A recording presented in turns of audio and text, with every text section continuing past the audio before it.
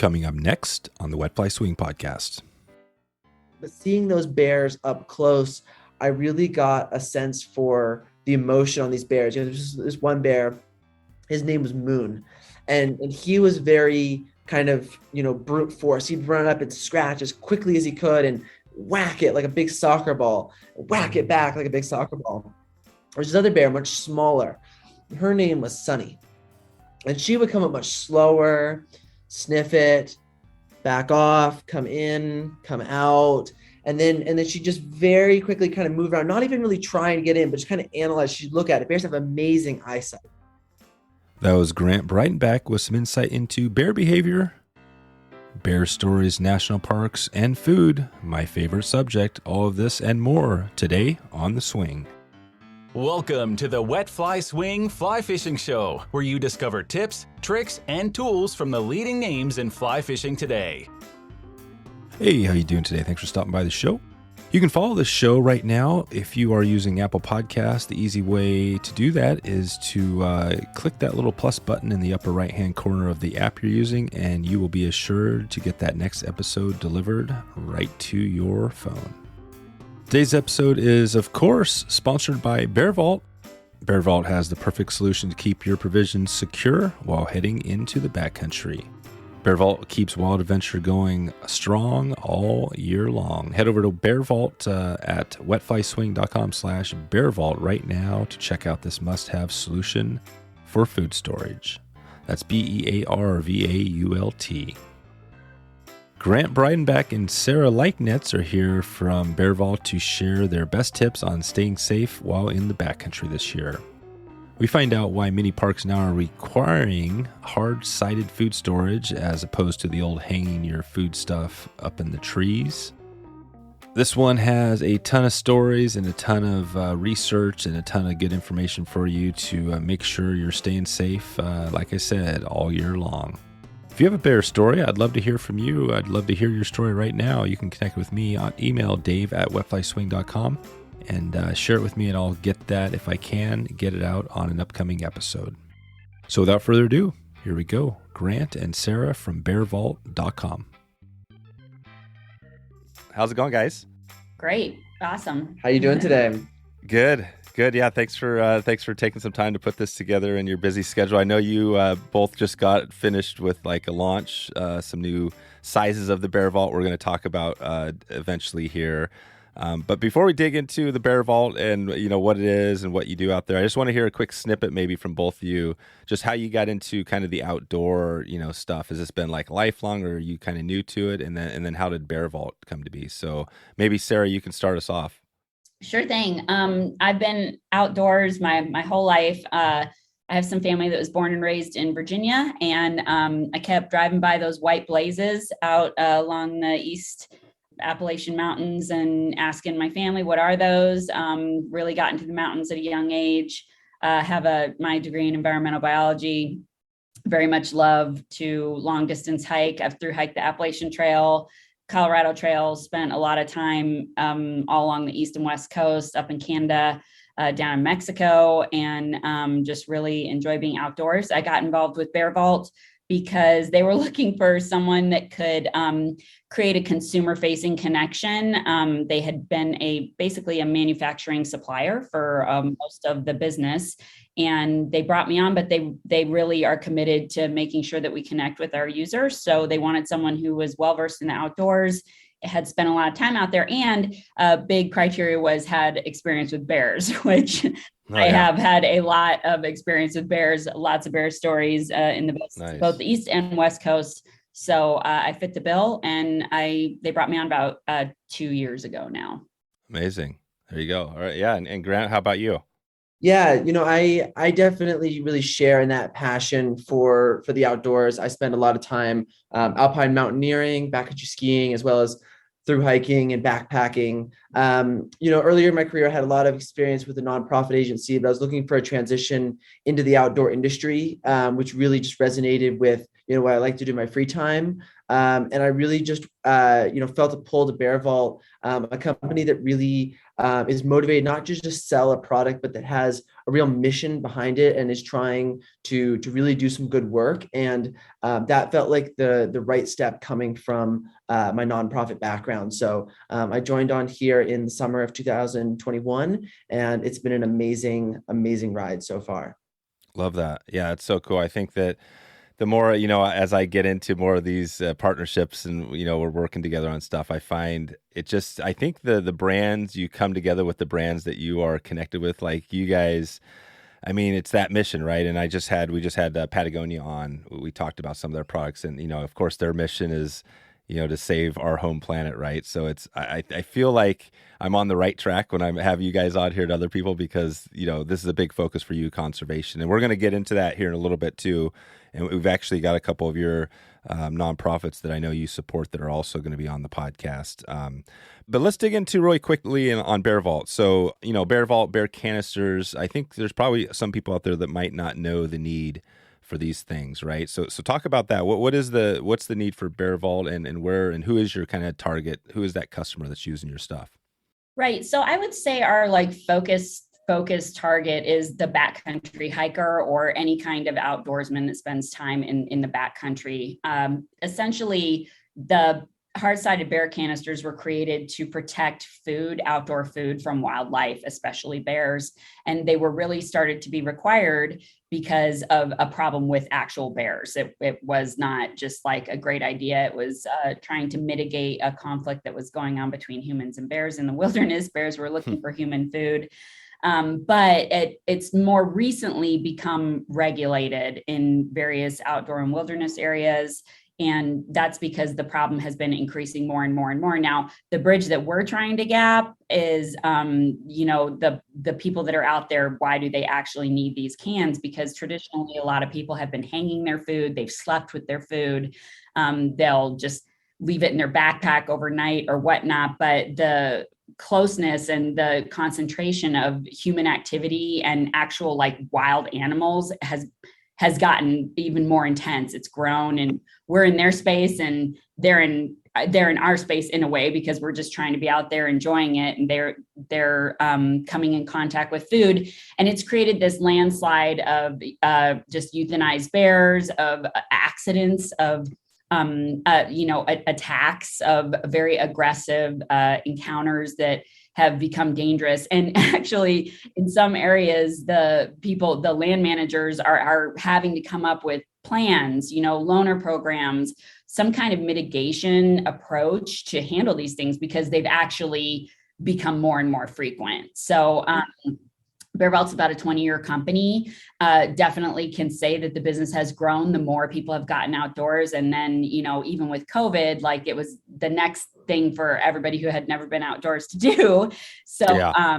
So it's gotten even bigger since then. So we've even seen more and more, trail associations, parks, forests, all, nationally, that have started to require that you use a hard-sided bear canister if you're camping overnight out in these areas because of bears. And then we have people down in Florida and in other areas that use it for things like rodents and, really aggressive raccoons and other animals that are just super, super active in high traffic areas. They've come to learn that they can get some really good food in these areas. So we're kind of handling the animals, we're handling the new users, the people that have just joined the outdoor sport. And we're also working with people that are running the land management stuff. And so we have our hands kind of touching a whole bunch of different areas where we're passing education through, talking, informing people, trying to get people to raise their awareness on these issues while we're also, running this company. So. Right. That's huge. That's it. So it's basically becoming more of a need now with more, COVID got more people out there, and there's still the same amount of bears, and bears might be increasing too. I'm not even sure, right? What all the, why of the increase, but essentially it's habituation. I think, like Grant said, earlier, is that, that's a big part of this. So, Sarah, you mentioned a story, like you've been around bears a lot. I wanted to ask some bear stories. So is this a good time to get a bear story out there from something that... Sure.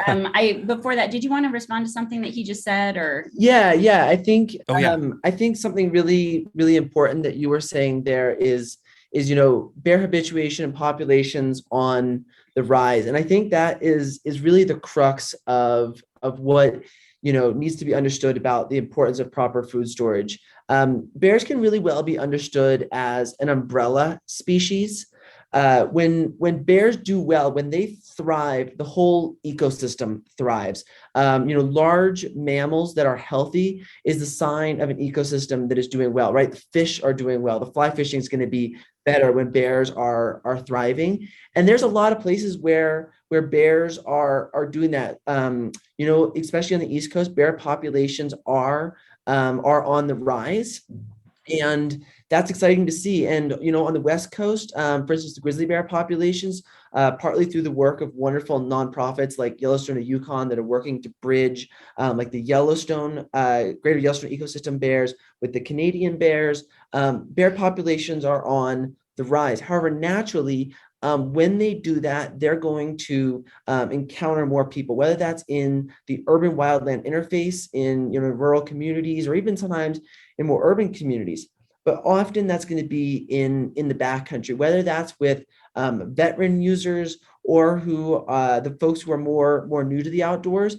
They're naturally there are going to be humans and bears sharing a fixed amount of land, right? The bear population is increasing, and so is the human population. And ultimately, It's really important that we protect both the humans and the bears. Ultimately, people need to stay safe, right? We don't need people getting hurt by bears, but also we really believe in protecting bears. They are an amazing species. As I said, they are a really critical to their ecosystem. So if they're not sourcing food from their normal food sources, if they're accessing human food, that's going to disrupt the ecosystem. And ultimately, if they are euthanized as a result, that further disrupts the ecosystems in which they live. That's best understood through a model known as habituation and food conditioning. So ultimately, habituation is essentially when bears are in the same environment as humans, right? Often that means that they are seeing and observing each other on the daily, or at least frequently. Often they're not as startled. They still might be a bit skittish, a bit shy, but they're not going to be just, that you're not encountering them all. And they're just like, oh, we think they're here. No, that bears are here. And ultimately, we really see that somewhat as inevitable. We think the outdoors are for everyone. We're not saying, hey, you shouldn't recreate in the outdoors. You shouldn't go fly fishing. That's not what we're saying. We're saying the outdoors are an amazing place, but bears are going to be there, and bear populations in a lot of places are doing pretty well.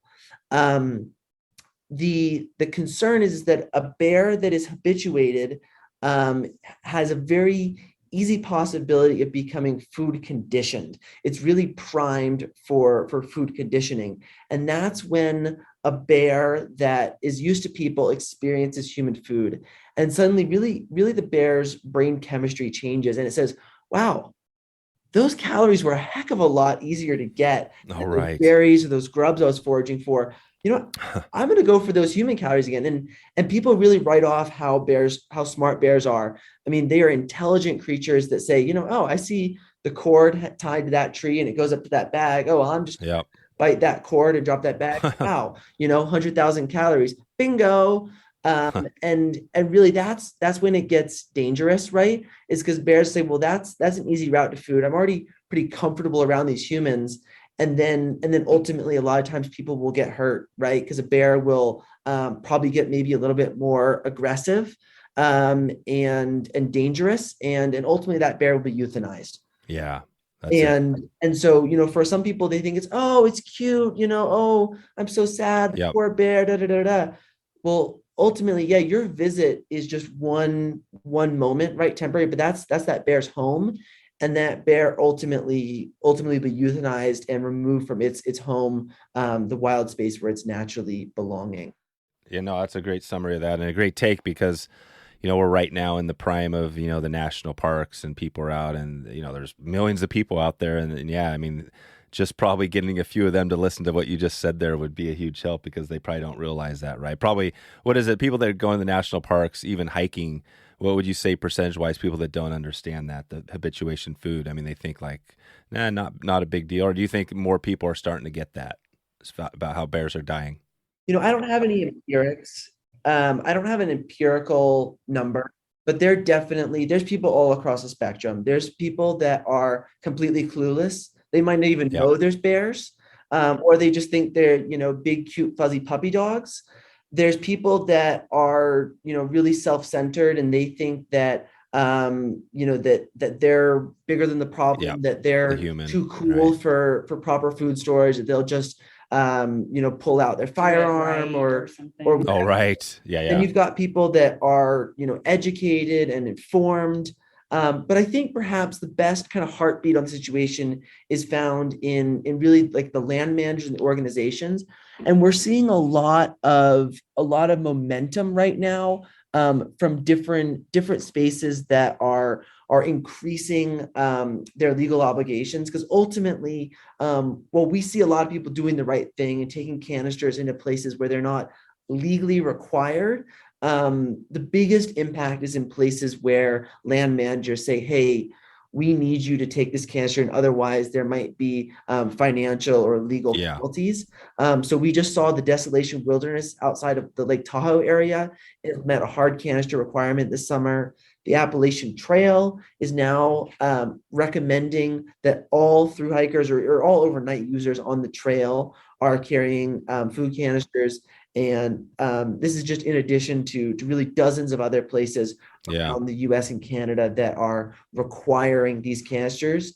And we're seeing real momentum there, which I think puts a pulse on that people are recognizing that there's a responsibility. The user has a responsibility towards bears, and that just as you have a responsibility to carry a first aid kit, to carry a tent, so you stay dry and don't get hypothermia, you also have a responsibility on the visitor to protect bears. That's right. So do they require? That's an interesting one on the the tent and stuff. When you're in these backcountry, these really highly more regulated, do they require certain other items other than like a food canister, like the tent or a sleeping bag? Not necessarily. I'm more getting at the idea that, people, if you were going into Denali National Park and you weren't taking, say, a rain jacket, people would say you're absolutely crazy. You're going to get soaking wet and hypothermia, right? Yeah. And so that same idea of, you'd be going into the Desolation Wilderness without a bear canister, you're crazy. It's same thing. It's essentially, getting that same ideology, but towards canisters, and we see a real momentum there.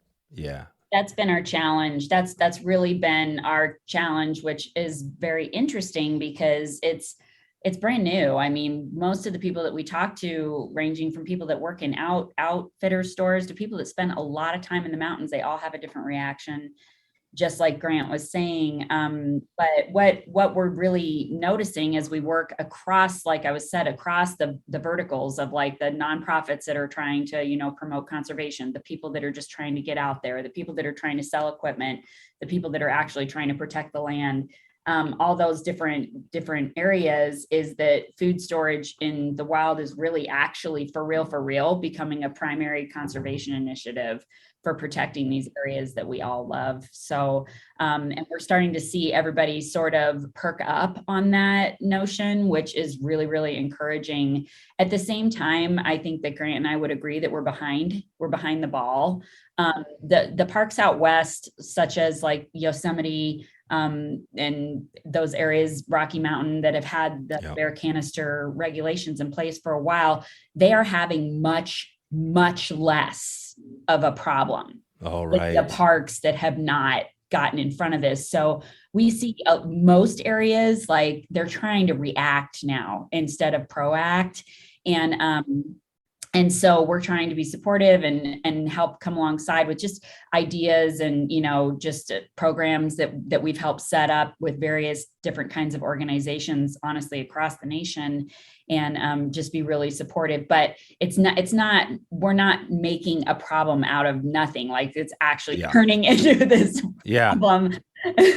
Yeah, more bears and more humans together. And then also, I guess it sounds like the rope, the old thing, hanging which I've done in the past, hanging your stuff in the tree. That's not really a super effective method really anymore. Yeah, I think we've all hung at some point in our lives, and that really, I think you go back 20, 30 years ago, I think that's what a lot of organizations, outdoor education taught.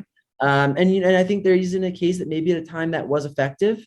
But with the increase in users, bears have gotten smart. Let's take the desolation wilderness, for instance, that we were talking about a moment ago, that recently implemented a canister requirement.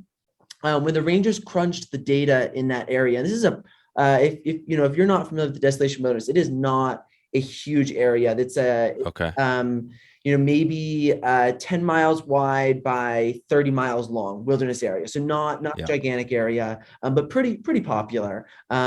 And bears in this area were bringing down upwards of 10 hangs a night.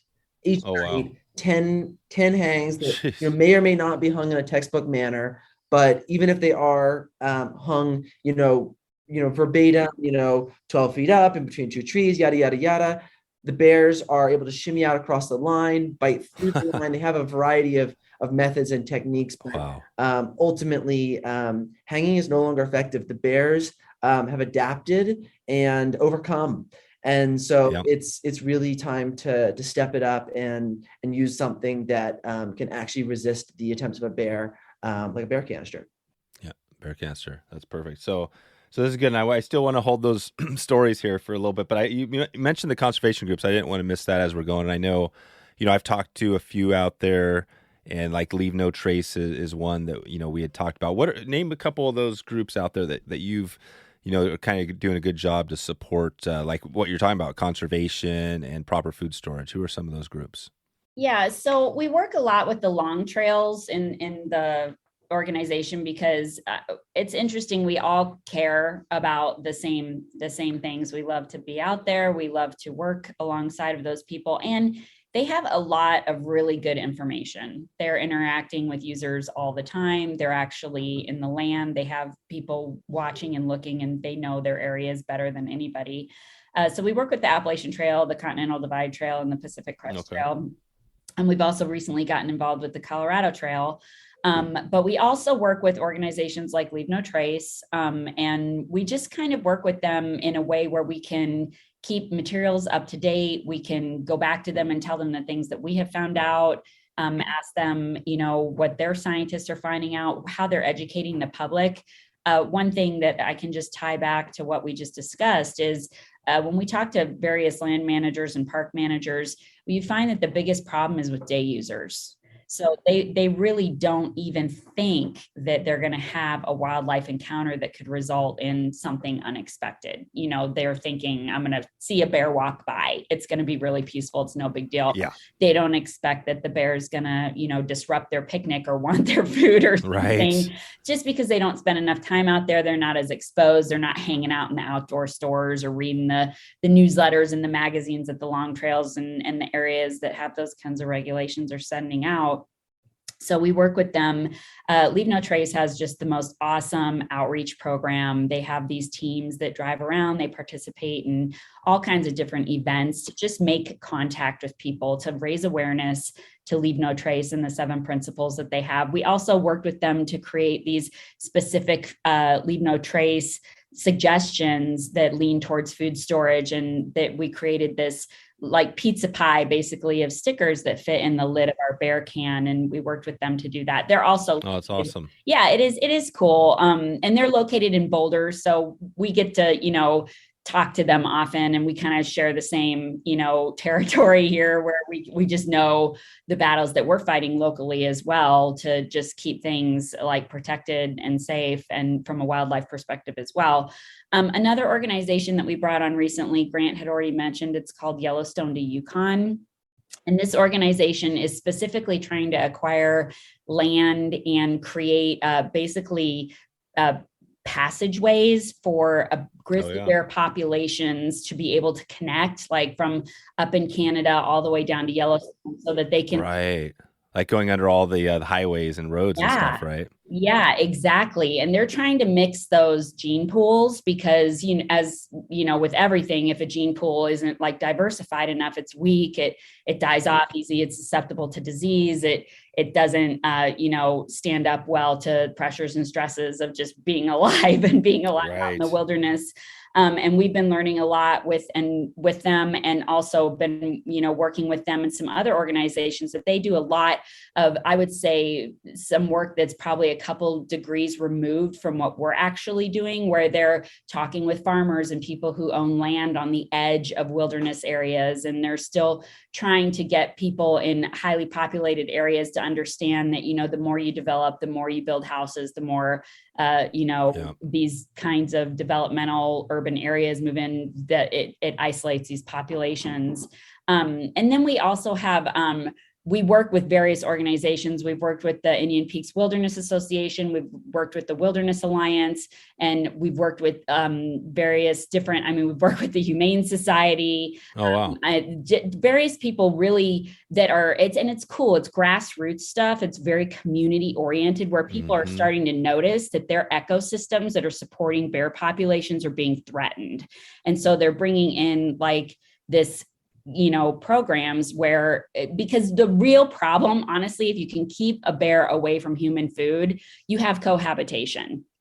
But like in the Rogue River area, we have someone that just set up a loaner program through a shuttle service out there, because they're starting to experience more and more incidences. Oh yeah, they're worried about it. So we worked with them, and like I said, there's all this grassroots stuff just going on constantly. We work with a lot of different ranger districts. We've been out to talk with people in Yosemite. We've talked to people in Yellowstone. We've talked to obviously people in all the parks and national forests all along the Appalachian Trail. And we've specifically worked with a manager in Colorado Maroon Bells-Snowmass Wilderness. Oh, wow. Because that's a mouthful. Yeah, I know. I had to actually read it. Right. I was like, wait, I got to say this right. But he actually was tasked with like basically handling that they were having a massive bear issue. And she put a program together, and we talk often and work together, but they were able to decrease their incidences by 98%. And bears are still in that area, and humans are still camping and participating. So it runs the gamut, honestly. And, honestly, we're contacted all the time by people that are worried about it, that are doing through hikes, that are a little bit scared maybe too, they're just trying to learn. And so there's a lot of education going on right now. And then the Appalachian Trail, Grant had brought them up before, but one of their comments is that, because of conservation initiatives, bears are actually moving back into the area, which is really cool. And people are trying to figure out, man, how do we do this? And they're having a lot of incidences and a lot of encounters right now. So that kind of runs the gamut on the organizations that we work with and the kind of work that we do. Love that. Yeah. That's the education piece. And that's what we talked when I think Grant and I first got talking on this. Education was always a big thing that he kept bringing up. And it makes sense because it sounds like a big struggle. And you mentioned the Rogue, which I know the Rogue very well. I've floated, I've hiked it. I know that area. And they require, there's these bear fences around your stuff, and you put your, but again, when you're backpacking, which was my first trip down there, that you don't have that necessarily. Right. And so it is a struggle down there. And we had a bear one night come into one of the rafts, right, and just like ripped open a seat. And so that's part of this thing where if you had something like that, then the bears wouldn't actually be able. What would you recommend? So there's a good reminder. So we're doing a rogue trip, right? We're down there. We've got our boats. And then we got all this food, it could be, kayaking or boating or whatever. But do you recommend with the Bearvault, actually, where do you put it at night? So when you're out there, do you take it out of your boat? Do you take it out of your pack? Do you put it like in the middle out somewhere?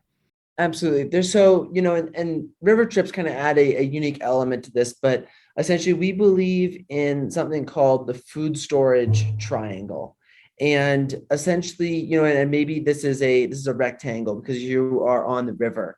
But ultimately, you camp, cook, and store your food in 3 different places that are all about 70 paces away.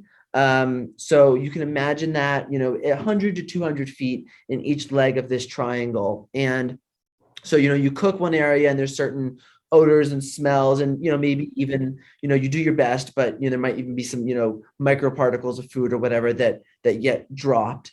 And that's one area. And then when you're finished cooking, all of your food scraps and your trash go back in the canisters, right? And you move those 200 feet away. Often you want to find a nice little nook and cranny to put it in. If you're by water, it's important that the bear can't knock it into water, especially when you have all your food in there. A bear canister likely will sink, right? So you don't want to prop it on a rock, over a cliff next to the water. That's probably not a good idea. So maybe move it 200 feet, kind of down a hill and around a corner, and kind of nestle it maybe in a bush or against a rock or between a log in a spot that hopefully, if a bear plays with it, that it won't roll too far around. Kick it around. And then the last leg of the triangle is essentially where you sleep, right? Where you camp, or which is where you're hanging out or hammocking or hanging out by the boats, whatever you are up to. That's kind of the third and final leg of the triangle, another 70 paces or 100 to 200 feet away. With that said, though, the best thing to do, if you are willing, is to give the rangers or the land manager offices a call before you head out there. Those guys really know what's going on in their areas, and there are slight variations to that triangle method that we have found based on where you're camping, at least across the United States and Canada. So it's a really, really good idea to do just a hair of research and talking to one of these people, even stopping into, the office before you head out. If you manage to be picking up a permit or something like that is super, super helpful, because I don't care where I am. They tell me something little that I'm like, wow, I just learned something. I didn't know that. So we always encourage people to check in with the local just knowledge bases of the people that live there and that work there and that are in that area all the time, because there's something different about a bear in every area of this country. It would blow your mind. Yeah. So that's it. I love that. I love that you said that, because that's such a good advice for any trip, whether you're doing a, fishing, hunting, hiking, whatever it is. It's always good to check in with your local shop. Totally. And some of the best conversations I've ever had with those people. I mean, they are just so interesting and they care so much and they're very helpful. That's great. Well, I was going to do a little segment, like a trail talk here towards the end, and I was going to ask some tips and tricks, but that's a really good one that, we should have in there for some, like, just hiking and camping and stuff like that. But so this has been good. I think and I love the triangle. That's really awesome. That gives us a good picture to be like, because I think a lot of people, I don't think about that as much. I mean, of course I think about it, but I don't think like, well, okay, we're cooking here. Yeah, you do want to be a certain distance away from that where you're sleeping, right? And maybe that's not always easy too. Some of these trips you might be kind of constrained, right? If you're out, I don't even know, right, bouldering or out in areas where maybe the camping isn't great. Have you found that, Grant, when you're out there doing some of your travels, that you find a place that you can't really get a good like 100, 200 feet distance, or is that pretty easy to do? Absolutely. Yeah. And one of the biggest things I found, right, is sometimes you're in an area that's really busy, it's great sometimes to imagine you're in this like untouched, pristine wilderness, but often you have neighbors, and then it gets complicated, right? Well, how does your triangle interact with their triangle? And what if they're not doing their triangle? What if your neighbors don't even know what a triangle is, right? Exactly. And suddenly it gets so complicated. And really at the end of the day, use your best judgment, do your best. And as long as you are getting in touch with the local rangers, and using the canister at a bare minimum, going in the right direction. So ultimately it's about doing your best. I can think of an area I was in the Wind River Range. And, and I had this idea that this area was going to be, totally deserted. There wasn't going to be another party camped here. And sure enough, I show up and, there's probably over this small lake, a couple acre area, there's, maybe 50 to 100 different parties camped here, just tent after tent after tent. Because that area is not permitted. And and it's just over on people. And I remember just kind of feeling a little paralyzed, like, shoot, where do I cook? Where do I place my canister? But ultimately, just recognized that at least it was in the canister, and it might not be the perfect distance, but as long as the bear comes along, the food will be properly stored ultimately. There you go. And you mentioned the wind. I think this is the same, the Wind River Range. We just did an episode with a couple episodes where that came up. I think Indifly talked about that, and some of these conservation groups. Was this on the Native American indigenous area? I know they have a big chunk, like 2 million acres out in the Wind River. This was on the western side of the Continental Divide, which I think sometimes actually sees even a little bit more traffic than the tribal land, because just the access tends to be a little bit easier and sometimes a little bit more affordable. But I think throughout that wilderness area, it's a recurring challenge. Yeah, there you go. Okay. Perfect. So let's touch just quickly. I wanted to go in, we've been talking here, I've been working with you guys here for, this summer, and we've had these 2 products I've been talking about, which are, kind of one large, one small, and but you've added a couple more. I know the Sprint is one of them. Talk about the 2 new sizes you offered and why you came up with those, why the 2 new sizes. Yeah, so we offered up the 2 new sizes because traditionally we had a pretty big can, which is everyone's favorite so far. It carries a lot of food, and it's great for through hiking. Yeah. It's the best stool too, right? Yeah, the best size for a stool. It's a good stool for sure. But what we were really aiming for is a can for every pack, every trip, and every hiker. And where we came out with that was through our discussions with our partners, really talking about if anybody's actually going to participate in this, because the land managers have been doing so much work, like putting huge metal bear boxes out there, actually like building bear hang poles out of, their like structures that they assemble, out there, like, so that it's better than a tree or whatever. But what it really came down to throughout the years of research is that until each individual person takes responsibility for how they're storing their food in the wilderness, they really don't engage and participate and connect to it. And in that, they were leaving those metal bear boxes unlocked. They were just leaving their trash in there and still sleeping with their food, for all kinds of different reasons. It still wasn't something that they were taking ownership of. And our traditional cans, while very effective, and all of our cans have the same mechanism. They all open and lock the same way. They're all the same diameter. We just wanted to create different volume sizes for different usage occasions and for different sizes of hikers, like, kids groups and younger people or smaller backpackers, also smaller backpacks. There's a huge ultralight movement that has really redefined a lot of the way that people are packing and how they're actually hiking hikes. And all of the people out on the trail, they have their own reasons for being out there. But we really wanted to be able to fit into each one of those, because depending on whatever your priority is and why you're out on the trail, that always drives your behavior out there, right?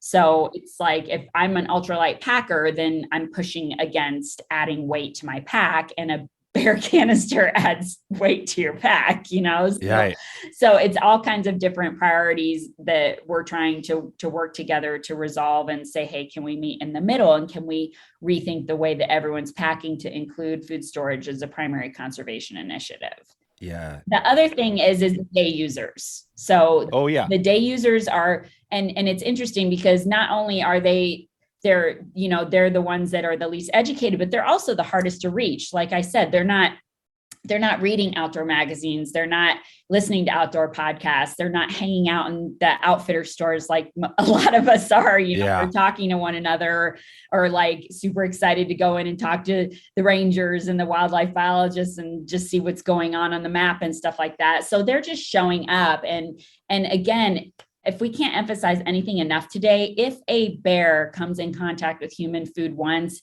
it is done.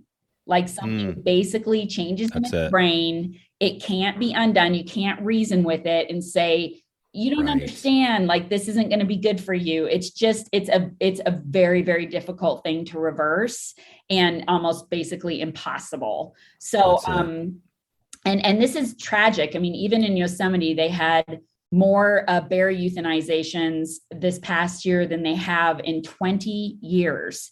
And that was just like a tragic, tragic thing for them to go through, for them to have to execute, and just for them to have to come to contact with. And they said the issue is the day visitors. It's the day visitors. Yeah.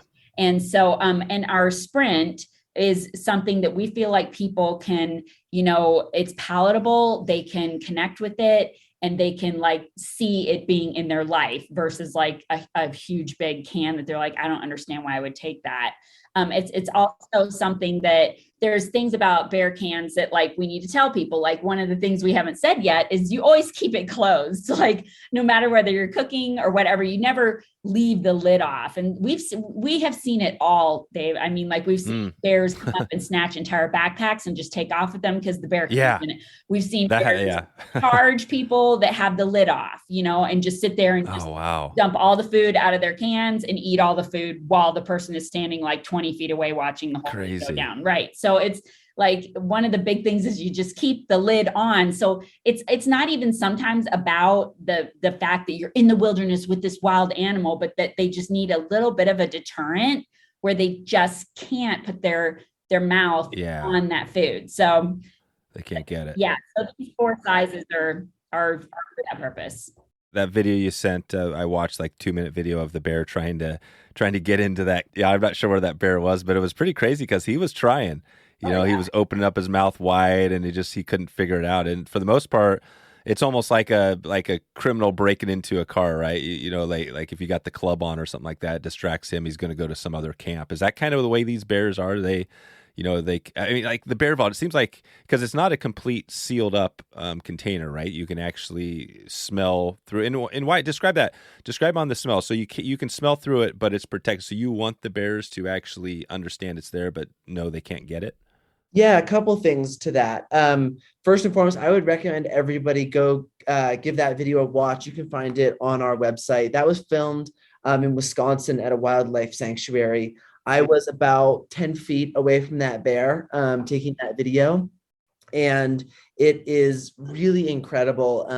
The bears have a lot of personality. Every bear has a slightly different technique and tactic that it tries in rather unsuccessfully, but they always try very hard, and they'll ultimately, the canister is designed very intentionally. Every little ridge or lip or shape is ultimately around a bear's size of its jaw, the shape of its teeth, the shape of its claws. And it might just look like a plastic cylinder to you or I, but once you've kind of seen the inner workings of the design, and you've seen the ones that have been through the ringer, that have been tested, prototypes, all these things, you realize that every little groove is intentional. But seeing those bears up close, I really got a sense for the emotion on these bears. There's this one bear, his name was Moon, and he was very kind of brute force. He'd run up and scratch as quickly as he could and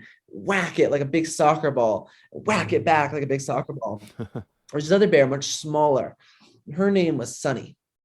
And she would come up much slower, sniff it, back off, come in, come out. And then she just very quickly kind of move around, not even really trying to get in, but just kind of analyze. She'd look at it. Bears have amazing eyesight.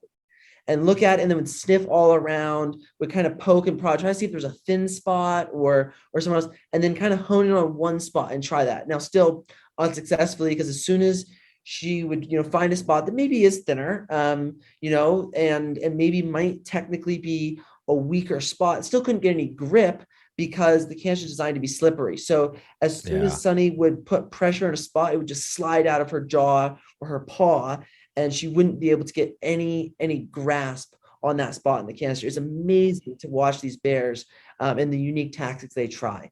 And yes, to your question, they are not scent proof, so to speak. We've experimented around with different sealing mechanisms, and ultimately we found that sealing the canister is a really good way to get it stuck. There's enough air volume within a bear canister that when you change temperature and pressure, that amount of volume can expand a lot, which puts a incredible amount of pressure on a seal, and that's a good way to get locked out of your food and be human proof, not just bear resistant.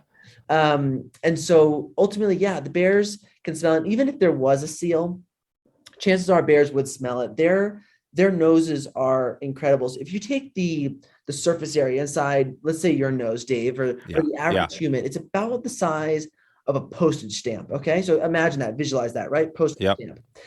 Take a bloodhound dog, right? Something that, I think we think of as really amazing sense of smell. Surface area inside that nose is going to be about the size of a sheet of printer paper. Okay. How big do you think the nose, surface area inside the nose of your average black bear is? This is good. So the paper seems amazing. That could be that huge. I mean, just a random guess would be the size of a poster. Yeah, you're pretty much right there. It's about 4 sheets of printer paper. Which is incredible. I mean, every mammal has a portion of their brain dedicated to processing scent, known as the olfactory bulb. And we have it. You have an olfactory bulb. I have an olfactory bulb. Sarah has an olfactory bulb. But the bear has an olfactory bulb bigger than all 3 of us combined. I mean, they have a massive portion of their brain dedicated to processing and interpreting scents. And so ultimately you could try to make something scent proof, but there's really no such thing when it comes to a bear. So instead you have to recognize that the bear is going to be able to smell it. And even if they can't smell it, they know that you're probably camping there because they can hear you, they can see you, they know that people enjoy camping there, right? Bears are not stupid. And so the bear will come up, and instead we focused on outsmarting the bear and ultimately making the bear bored. We'll find that the bears play with it for 5, 10, 15, 20 minutes. And then they say, oh, well, this is really boring. And this is a lot of work. I'm exerting a lot of calories with no food reward. Actually, the grubs under that log weren't so hard after all. I should go back to that natural food source, and ultimately it deters the bear in that manner. Yeah, that's great.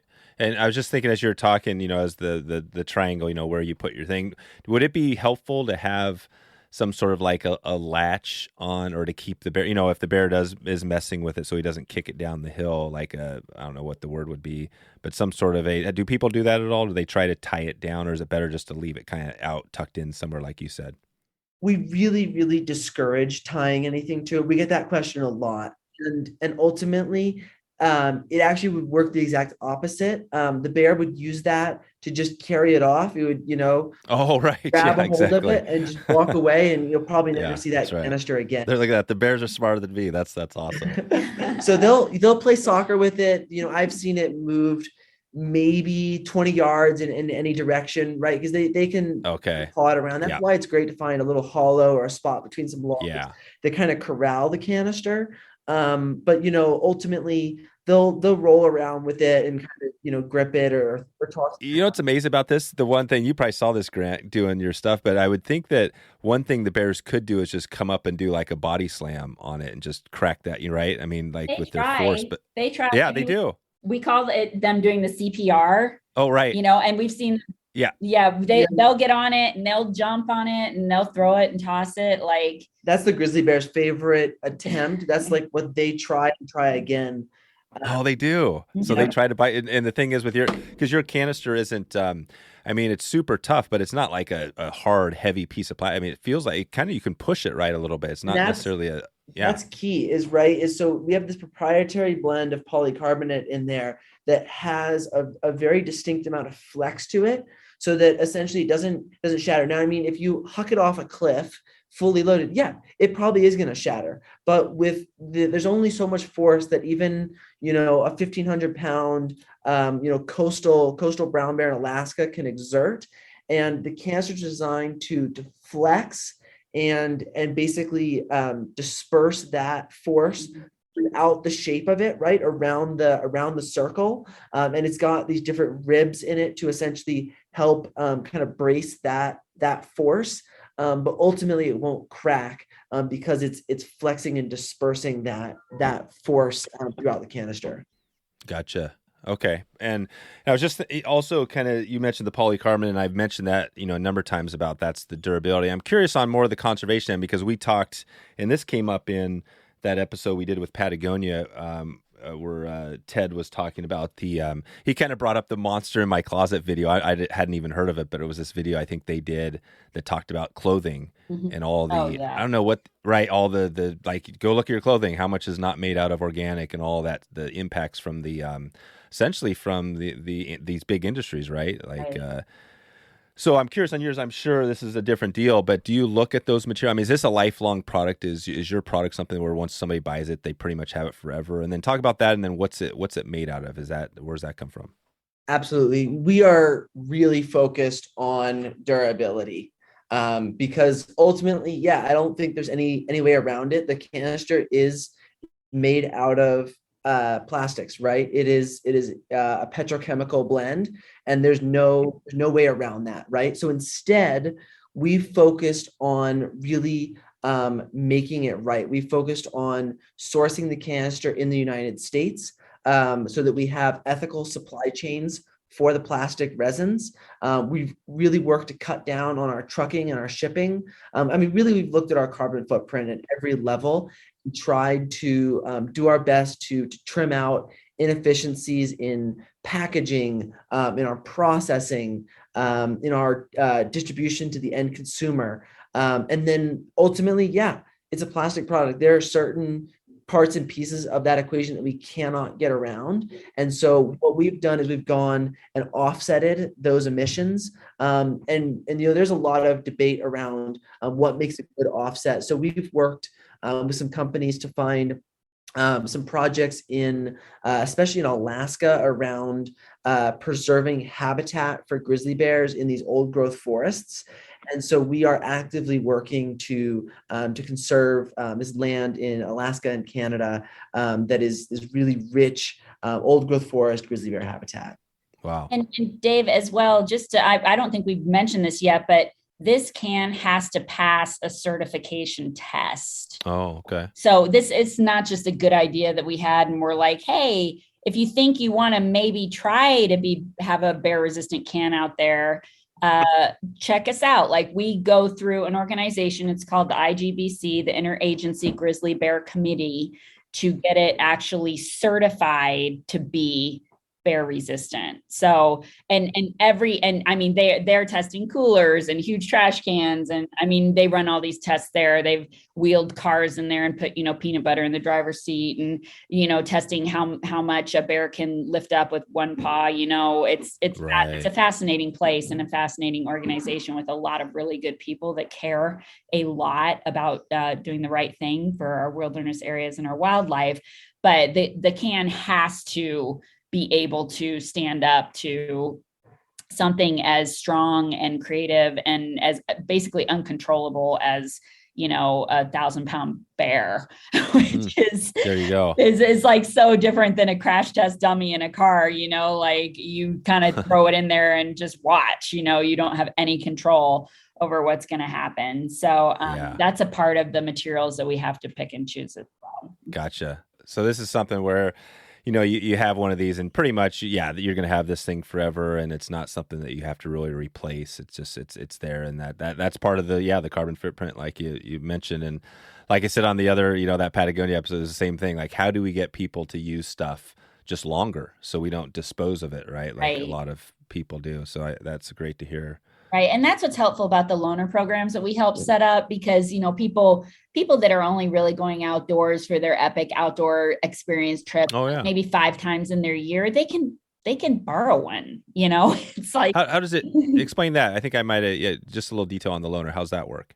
So a lot of these organizations and places, they'll rent them out. There's outfitters that rent them out. And then there's just like visitor centers that just give them out. You can borrow them. The Appalachian Trail, we've worked with them to set up an entire loaner program along the entire trail, where they could just go and check one out, basically. And see, that seems like a great thing, right? Because now you come to a thing where now people, especially in these places like you're talking, national parks, really busy, that, sometimes people aren't going to buy something, but if you can actually say, hey, here it is, just take it, that seems like a real good solution. Right. And it's funny because Grant and I were just out there for Appalachian Trail Days, and there's 19,000 black bears in the state of Virginia. Wow.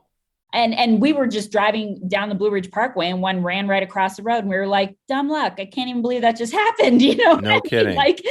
We were just like, they're everywhere, wow. And people don't get that, but there are, definitely around 10,000 bears euthanized a year because they come in contact with human food. And it's just helpful if someone's going to be out there 3 or 4 times in their whole life, if they can just borrow one. So the Appalachian Trail has been very, very, I would say they've kind of blazed the trail, on that. Yeah. Really trying to make food storage very, very accessible to people. So they're not rolling the dice because, again, and it's so funny. Grant and I say this all the time. It's no big deal until it happens.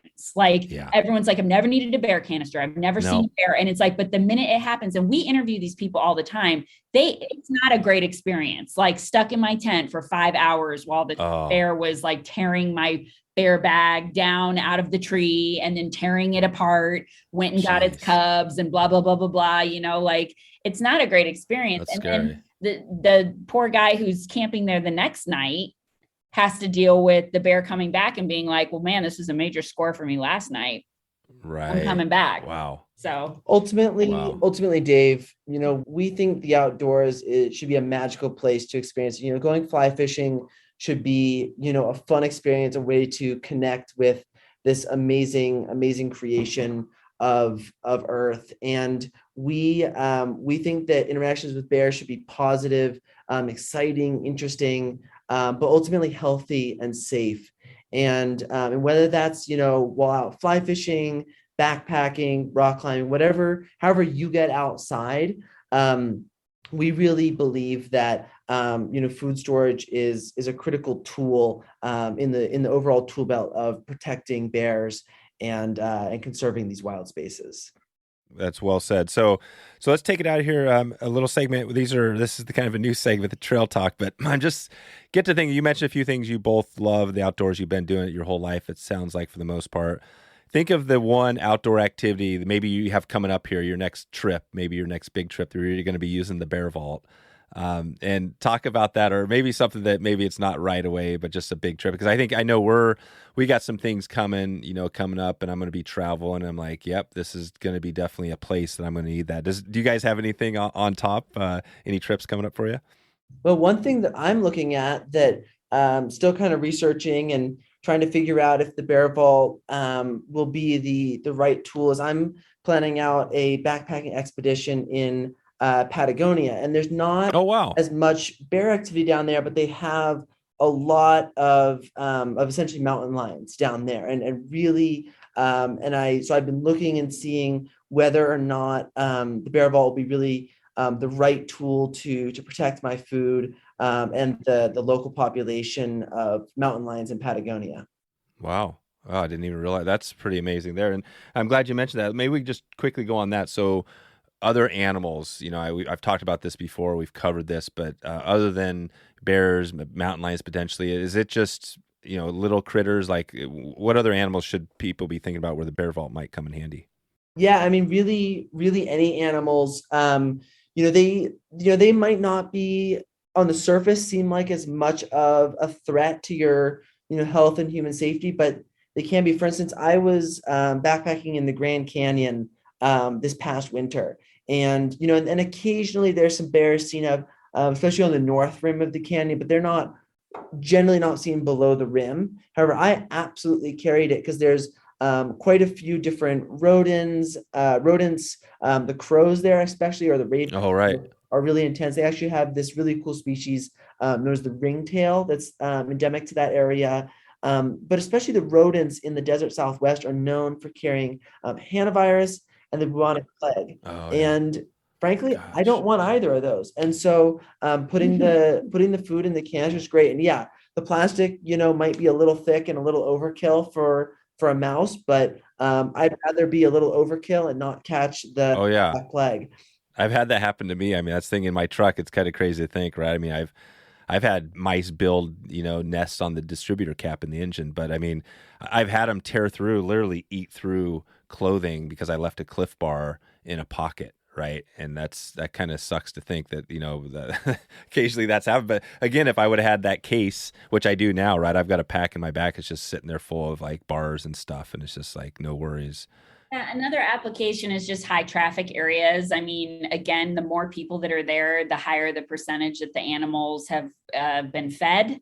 Have for fun or pictures or whatever. And I mean, around, the Rocky Mountains and up along the Continental Divide, there's lots of marmots and they're big and, they're getting more and more aggressive and stuff. They just come and, it's not always like they're trying to hurt you, but they'll dig around in your backpack if you're walking down the hill to go take a picture or whatever, go get some water. Like I've come back and had, caught him in the act or whatever. But the thing that really stinks is when your food supply is gone or has been eaten through by some kind of an animal. You're X number of miles out into the wilderness and you're like, well, should I go back? Should I wing it? Should I try to borrow some food? Should I hope someone comes along? Whatever. So it's just kind of like trip insurance. And again, like if you're in a high traffic area, like some of the worst places that we see have like the most people in them. And that's when, if you're the guy that has your food in the can, like you don't want to say, someone else's food is going to be the thing that gets offered up, but it's a great place to start, changing that behavior, because that's where the bears and any animal, squirrels, like rats, everything are trained to come back because they know that's where they're going to get the food reward. Yeah, even moose. On just this past Saturday, I was backpacking in Colorado, and I was taking a nap during a thunderstorm, and I woke up to the sound of munching, and what is that? And sure enough, and there was a moose checking out my bear canister. And it was munching on some bushes nearby, but then it sniffed my bear canister. I'm like, well, I'm really glad that moose is not becoming food conditioned and is sticking to its natural food sources. And ultimately, I didn't have to go, if my food was in a bag, I'd feel like, oh, maybe I have to run over there and grab it and, potentially have this really dangerous encounter with this giant bull moose. But instead I just knew it was in the canister and everything was going to be fine. No problem. No problem. Yeah, that's what we say, right? Keep your next trip epic and safe, right? That's the whole thing, is like, how do you not walk out after losing your food? That's the whole idea here. Have a great trip in the backcountry this year. Absolutely. That's what we're all about. Keeping your adventure going. So Sarah, give us wrap it up. Do you have any trips coming up here where you're going to be out there potentially using the Bearvault, or anything you want to give a highlight on? I'm actually looking to go over to France for a little bit to get the mountains over there. I'm working it out with a friend. But I'm honestly, my entire approach to outdoor adventure, and I love to be in the backcountry. I really, really want to do the Wonderland Trail and the Pacific Northwest Trail, which has tons of bear activity on it, and is really got a lot of activity with one of our partners, Yellowstone to Yukon, going on there. There's really cool stories about grizzly bear populations that are growing, that are thriving, and the females are starting to travel and move and create, expansions in their territories. So I have been terrified of bears my whole life. I've literally read every single bear book. I don't know what got into bears and avalanches. I read every single book I could get my hands on. Yeah. And so I've always been fascinated by them, but also respected them quite a bit. But this whole idea of changing the way that you handle food in the wilderness and changing the way that you pack has honestly become an emotional thing for me. And it's something that I want to practice no matter where I'm going. We live right at the foot of Rocky Mountain National Park, basically. So we're in the mountains all the time and see wildlife all the time. And even up here on the Flatirons, there's a whole population of black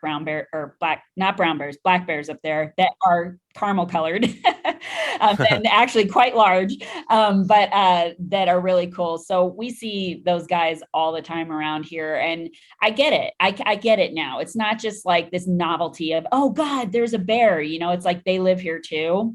So it's really started to become part of my ethos. Gotcha. Wow, that's pretty powerful as well. So yeah, you're right in it. I mean, you guys are traveling around the world, and there's probably going to be some. Do you look at that when you look at other opportunities? I mean, obviously the U.S. has a lot of these, the stuff you've talked about. But when you look around the world, do you also see a pretty big need? And is that something you're trying to serve as you look out? We have focused mostly on North America, but there definitely are, bear populations, especially in like Northern Europe, and as you kind of head east from there. But that's something we haven't explored as much. Yeah. Mm-hmm.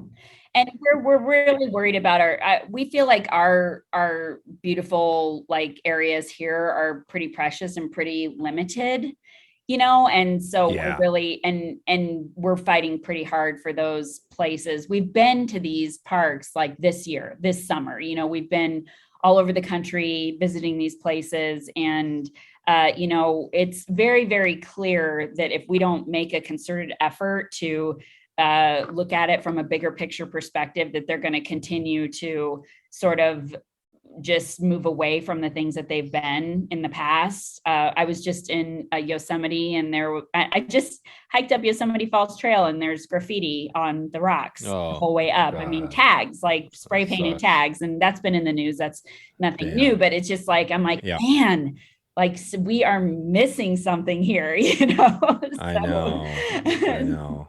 So it's a very, very beautiful place, and it's like, I don't understand what people aren't understanding, but everyone's got to be on the same page. And along the East Coast too, they've had vandalism on the Appalachian Trail on the trees. People have been tagging the trees with their mileage, and social media, of course, just makes the whole thing more accessible and bigger, and you can get more attention. So it's like, it's got a mindset needs to change. And so we've definitely focused on the North American area, Canada, the United States, to try to protect what we feel like we're responsible for first. But tons of European people come over and hike in the Sierras, and they take their Bearvaults home with them, and we hear from them all the time. So yeah, it's the message. I think that you guys are doing a good job. It sounds like working with the local groups, those groups, and getting the word out. That's, starting locally and building out is probably the best way to do it. And I was kind of thinking, you mentioned we were talking slogans, and I'm trying to think now, the slogan from, what do you guys have a bear? I'm not even sure if you kind of have that one-liner thing for Bearvault. Yeah, it's that we keep adventure going. Oh yeah. Yeah. Bearvault keeps adventure going. Basically, your trip doesn't get ruined, your food doesn't get stolen, your tent doesn't get ripped open, your gear doesn't get smashed. Yep. You don't kill a bear doesn't, hurt or injure you. And it's all good. You get to come home and go back out there as soon as possible. Your trip's not going to end short on because of a bear. So this is good. Well, anything else? Did we miss anything? I mean, I know we kind of, we touched on the product wise, everything. That you want to highlight anything else before we get out of here? I don't think so. I mean, as you can probably tell, Grant and I can always have another thing to talk about, but we really, really appreciate you giving us a forum to talk to, serious outdoors people about these kinds of issues. And we would love to talk to anybody, like on an individual basis, on a organization basis. We're very, very much into food storage in the wild being a primary conservation issue. And we're all about conservation here at Bearvault. So love it. Awesome. Well, I'll let you get out of here, and we'll be in touch, of course, moving ahead. But thanks for taking the time today to give us some, educate us right on the, the challenges out there. And I think that it sounds like from what I heard today, the challenges maybe aren't going to get easier, right, in the short term, because we're going to have more people out there probably and more bears as the conservation movements keep building larger populations. So that's a good thing. But as long as we have a good solution, I appreciate you both for coming on. Thanks a lot. Yeah, thanks for having us, Dave. So there you go.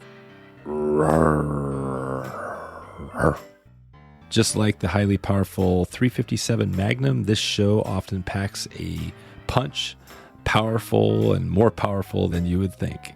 And it's a direct result of the amazing guests we've had on the show.